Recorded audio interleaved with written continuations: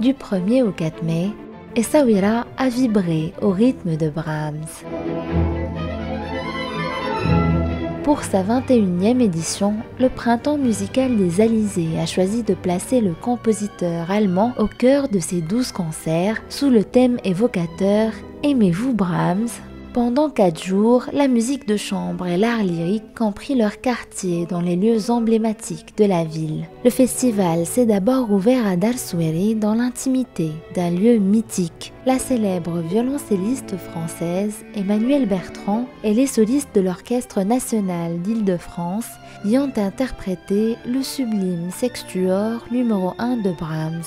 C'est beaucoup d'émotions, un concert d'ouverture de festival et cette édition qui est dédiée à Brahms et qui nous permet de vivre avec intensité la musique en partage, entre musiciens d'une part et parce que nous partageons cela avec émotion, avec le public également.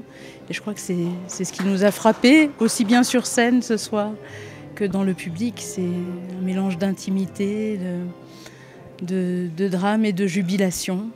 Et puis ce lieu d'Arsouiri est un écrin absolument idéal pour cette musique, tant sur le plan de proximité, l'intimité qu'on a entre le public et la scène, que sur le plan de l'acoustique aussi. Voilà, c'est un lieu vraiment magique pour la musique.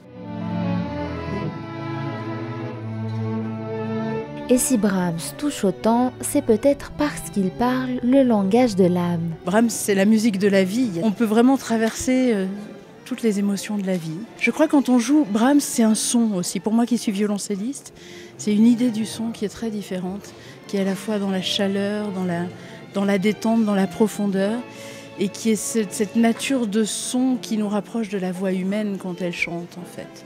Brahms, c'est un compositeur qui chante avec les instruments.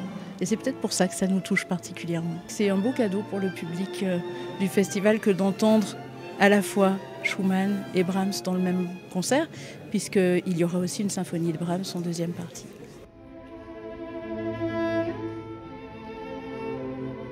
Sur scène comme dans la salle, l'émotion est partagée. On a vécu ce soir un des plus beaux concerts de musique de chambre que pour ma part j'ai jamais entendu. On a démarré sur les chapeaux de roue, mais pour ceux qui doutaient, qui auraient pu douter, ou qui doutent encore, du fait que la musique de chambre elle est chez elle. Arsouiri est au meilleur de sa forme. La salle était comble, il aurait fallu pousser les murs. C'est la première soirée et c'est déjà un triomphe. Un triomphe de cette musique qui est universelle. C'est Johannes Brahms, c'est Schumann, c'est Schubert, mais ils sont marocains ce soir. Ils sont souris et je crois que plus que jamais, cette universalité de toutes les musiques, et ce soir la musique de chambre et la musique des grands, Brahms va commencer, il a commencé ce soir, il va clôturer ce festival dimanche et samedi soir, mais c'est une sorte de fil d'Ariane qui a les sons du Maroc, qui a cette sonorité qui n'a ni frontières, ni passeport, et qui est chez elle, chez nous.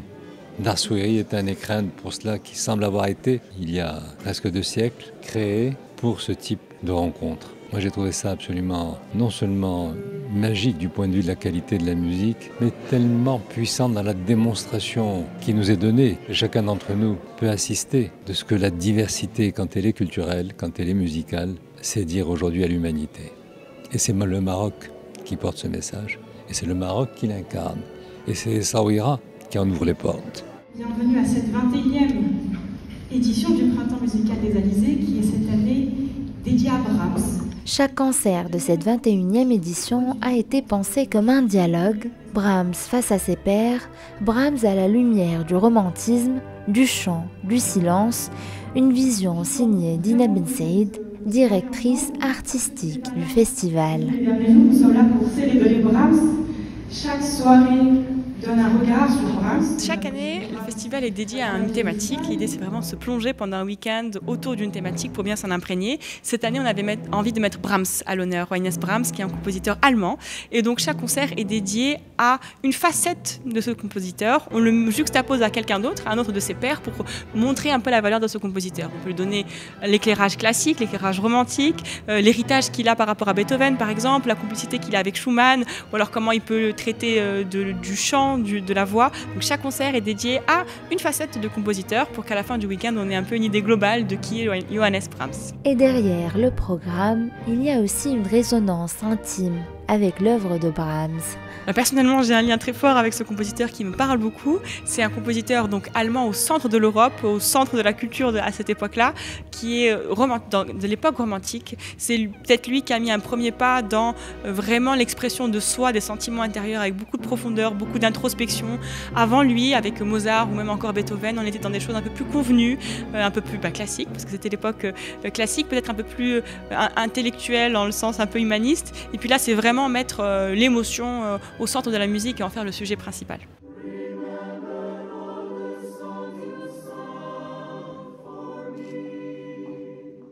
Chaque soir, l'Orchestre Philharmonique du Maroc prenait le relais dans un répertoire symphonique ambitieux incluant 2 symphonies de Brahms. Mais au-delà de la scène, le festival célèbre aussi les trajectoires qu'il a contribué à faire éclore, comme celle d'Anas Ismat, chef de chœur. Alors c'était un moment fort parce que le public était très proche de nous. Donc là pour le coup c'est une belle osmose, une belle rencontre avec le public qui vient de partout. Hein. On a vu des gens, il y a des Marocains et des personnes étrangères qui sont des touristes. Le programme, c'est un programme qui va de l'époque de la Renaissance jusqu'à maintenant, jusqu'au jazz. 1, 2, 3, 4.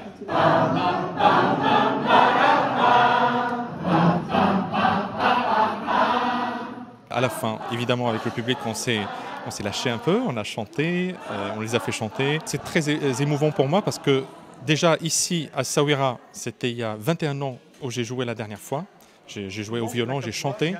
Et après ce moment-là, c'est là où il y a eu un déclic parce que grâce au festival d'Essaouira en partie, j'ai pu être remarqué par l'alliance d'action culturelle entre la France et le Maroc pour que je puisse aller en France étudier et continuer mes études supérieures de musique.